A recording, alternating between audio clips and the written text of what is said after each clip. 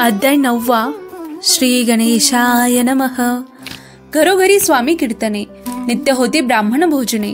स्वामी नामाची जपध्याने अखंडित चालती. दिगंतरी गाजली ख्याती, कामना धरोणी चित्ती. बहुत लोक दर्शना येती अक्कलकोट नगरांत. ब्राह्मण, क्षत्रिय, वैशाधिक, शूद्र आणि अनामिक, पारसी, यवन भाविक दर्शना येती धावणी. यात्रेची गर्दी भारी, सदा आनंदमय नगरी. साधू, संत, ब्रह्मचारी, फकीर, संन्यासी येती पै. किती वर्णावे महिमान, जेथे अवतरले परब्रह्म.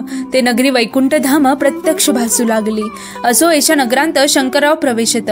आनंदमय झाले चित्त, समाधान वाटले. जे होते स्वामी सेवक, त्यात सुंदराबाई मुख्य. स्वामी सेवा सकळीक तिच्या हस्ते होत असे. व्याधी दूर करावी म्हणून विनंती कराल स्वामी चरणी. तरी आपणा लागून द्रव्य काही देईन. बाईसी द्रव्य लोभ पूर्ण, आनंदले तियेचे मन. म्हणे मी इतके करीन, 2,000 रुपये द्याल की.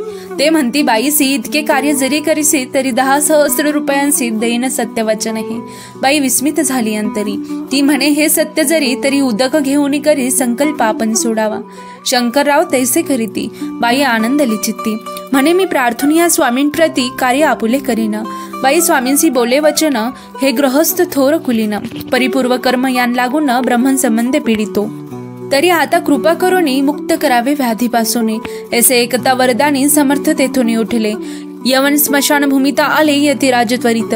एका नूतन नखाचे तर निजले छाटी टाकोनी. सेवेकरी शंकररावांसी म्हणती, लीला करुणी ऐशी चुकविले तुमच्या मरणासी. निश्चय मानसी धरावा.